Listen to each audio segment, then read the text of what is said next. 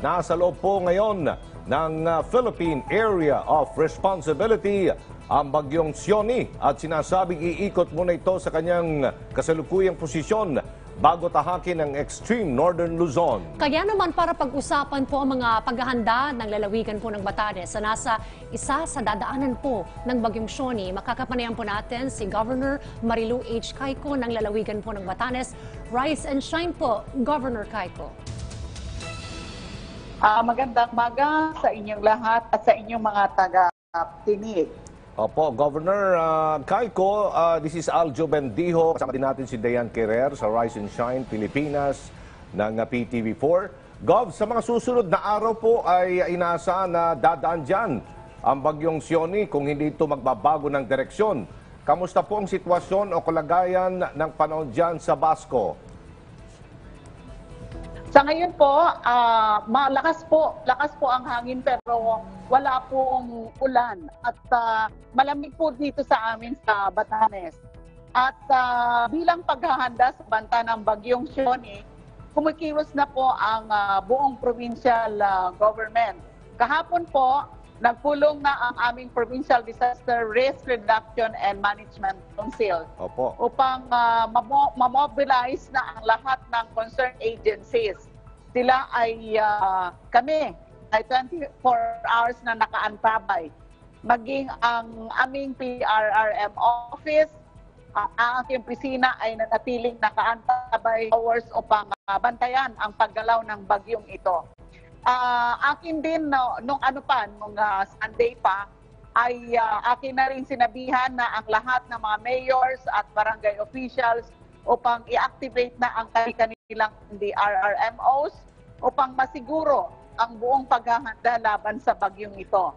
Sa kasalukuyan, umiikot na ang aming LGUs at barangay upang payuhan ang mga tao at masiguro na sila ay naghahanda na gaya ng paglalagay ng mga window shutters or tapang sa amin dito sa Batanes at pagtatali ng mga bahay na gawa sa light materials po.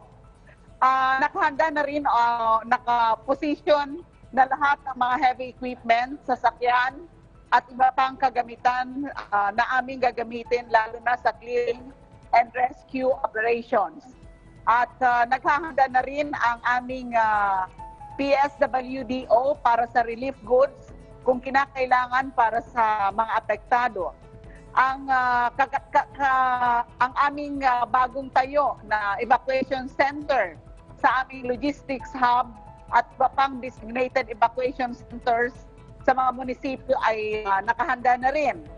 Tapos lahat po ng aming mga uniform personnel gaya ng police, Coast Guard, BFP, Marines, CAPCO ay nakaantabay na rin upang kasama namin sa aming disaster operations.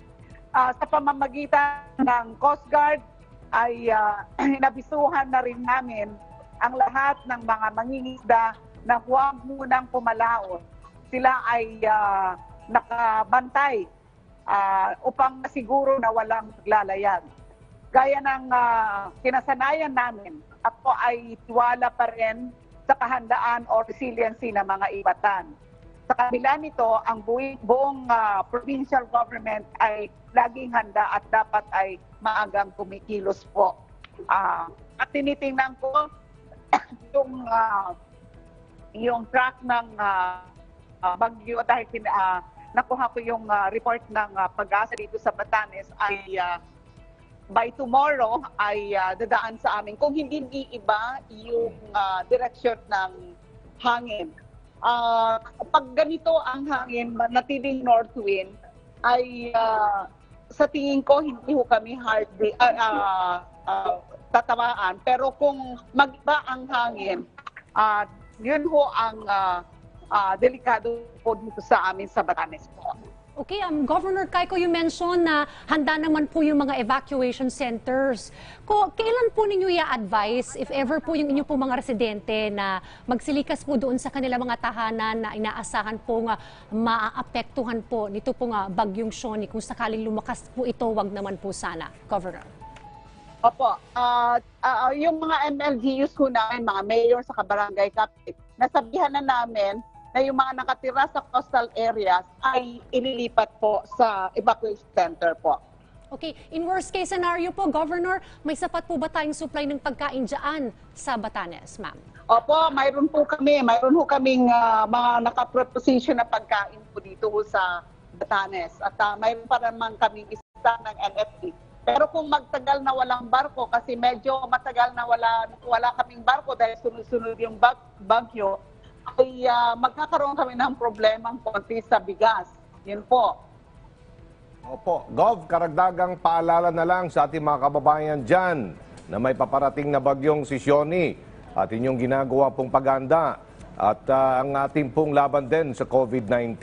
Go ahead po, Gov. Opo, sabihan din namin sila na kahit sa evacuation center, observe pa rin natin yung mga kailangan naka-face mask at observe pa rin yung social distancing po. Yun po yung palagi ho namin nire-remind sa mga mayors namin sa kabarangay, kapay sa po kahit saang meeting namin. At dito naman sa Batanes, kahit COVID-free kami ay palagi ho silang naka-mask po. Okay, so COVID-free na po ang Batanes. Yung pong mga na-report dyan na may nagpositibo, gumaling na po at hindi na kumalat sa Basco?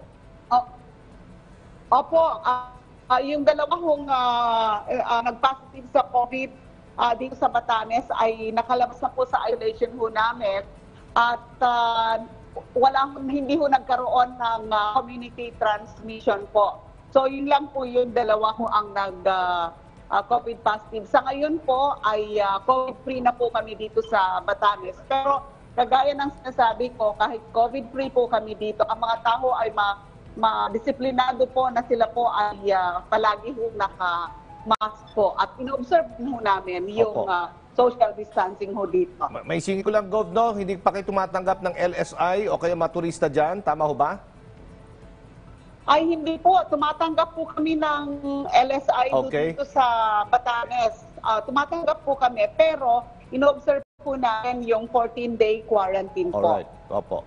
Turista, ala din. Bawal muna. Ay, sa ngayon basta nalaman mo nila na may 14-day quarantine, talaga wala akong pumupunta ko sa amin dito. Opo. Well, thank you very much po for your time today. Ingat po kayo dyan sa Batanes. Thank you for joining us, Governor Marilu H. Cayco ng lalawigan po ng Batanes. Mabuhay po kayo. Marami pong salamat. Maraming salamat po sa inyo at mabuhay din po kayo.